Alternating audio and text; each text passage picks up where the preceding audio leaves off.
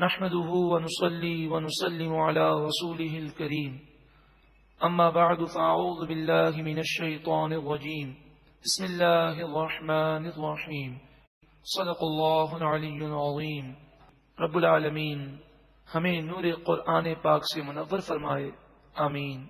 سورہ ابراہیم مکی ہے، ہجرت سے پہلے نزول ہوا۔ قرآن پاک کی ترتیب کے اعتبار سے اس کا نمبر 14 ہے اور نزول کے اعتبار سے اس کا نمبر 72 ہے۔ اس میں 52 آیات ہیں، 7 رکوع ہیں۔ حضرت ابراہیم علیہ الصلوۃ والسلام کا ذکر خیر اس سورہ مبارکہ میں موجود ہے، اس مناسبت سے اسے سورہ ابراہیم کہا جاتا ہے۔ بسم اللہ الرحمن الرحیم، اللہ کے نام سے شروع جو بہت زیادہ مہربان نہایت رحم کرنے والا۔ الف لام را حروف مقطعات ہیں۔ اللہ اور اس کے رسول صلی اللہ علیہ وسلم اس کے معنی کو بخوبی جانتے ہیں۔ کتاب انزلناہ الیک، یہ وہ کتاب ہے جو ہم نے آپ کی طرف نازل کی۔ لتخرج الناس من الظلمات الی النور، کہ آپ اس کتاب کے ذریعے لوگوں کو اندھیروں سے نکال کر نور کی طرف لے جائیں۔ بِإِذْنِ رَبِّهِمْ، اپنے رب کے اذن سے۔ الی صراط العزیز الحمید، عزیز حمید کے راستے کی طرف، یعنی اللہ کے راستے کی طرف۔ عزیز کے معنی غالب، حمید کے معنی جو تعریف اور خوبی کا مستحق ہے۔ اللہ الذی، وہ اللہ، لہو جس کے لیے ہے، ما فی السماوات و ما فی الارض، جو کچھ آسمانوں میں ہے جو کچھ زمین میں ہے سب اسی کا ہے۔ وَوَيْلٌ لِّلْكَافِرِينَ مِنْ عَذَابٍ شَدِيدٍ، اور کافروں کے لیے شدید عذاب سے خرابی ہے، ان کی بربادی ہے، ان کی تباہی ہے، انہیں دنیا اور آخرت میں شدید تکالیف دی جائیں گی۔ ان کے لیے قبر جہنم کا گڑھا ہے، ان کے لیے میدان محشر کی شرمندگی ہے اور ہمیشہ کے لیے جہنم کا عذاب ہے۔ اب کافروں کی ایک بری خصلت بیان کی گئی جو شاید ہم مسلمانوں میں بھی اب پیدا ہو گئی ہے۔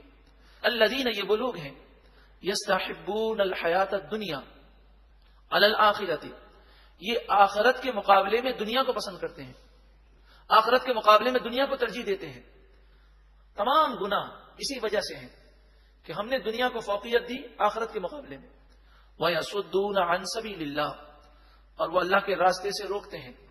وَيَبْغُونَهَا عِوَجًا، اور جو اللہ کے راستے پر ہے اسے وہ ٹیڑھا کرنا چاہتے ہیں، دین سے دور کرنا چاہتے ہیں۔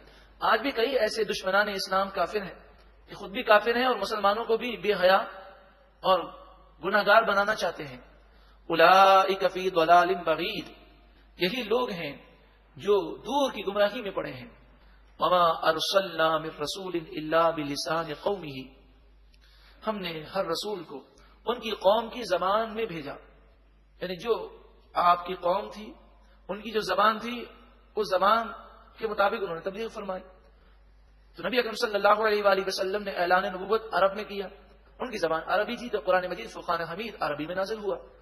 لِيُبَيِّنَ لَهُمْ، تاکہ یہ کلام ان کے لیے واضح کر دے تمام باتوں کو۔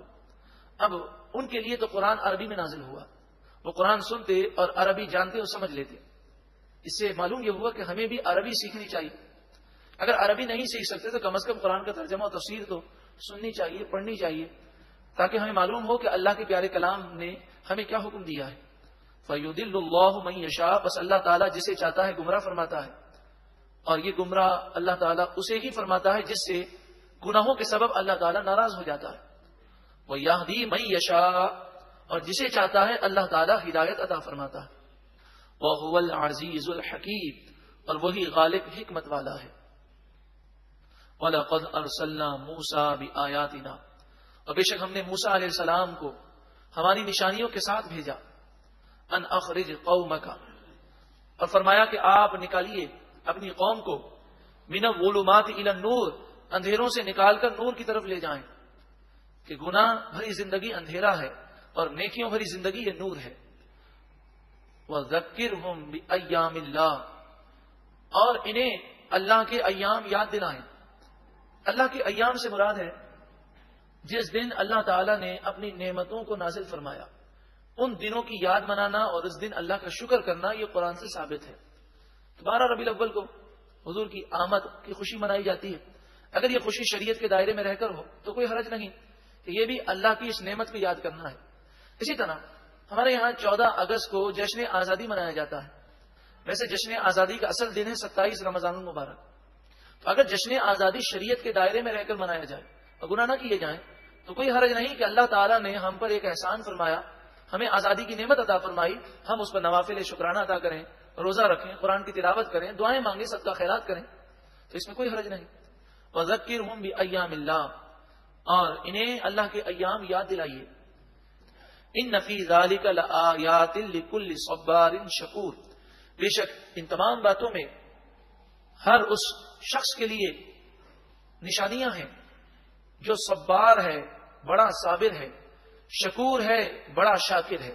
تو جو صبر کرنے والا اور شکر کرنے والا ہے اس کا دل نور ایمان سے منور ہوگا اور وہ ان باتوں کو زیادہ سمجھ سکتا ہے۔ وَإِذْ قَالَ مُوسَىٰ لِقَوْمِهِ اذْكُرُوا، یاد کرو جب موسیٰ علیہ السلام نے اپنی قوم سے فرمایا اے میری قوم تم یاد کرو نعمت اللہ علیکم، اللہ کی اس نعمت کو جو اللہ نے تم پر فرمائی۔ اذ انجاکم من آل فرعون، جب اللہ نے تمہیں فرعونیوں سے نجات دی۔ یسومونکم سوء العذاب، وہ تمہیں بہت زیادہ تکلیف دیتے تھے۔ وَيُذَبِّحُونَ أَبْنَاءَكُمْ، یہ فرعونی تمہارے بیٹوں کو ذبح کرتے۔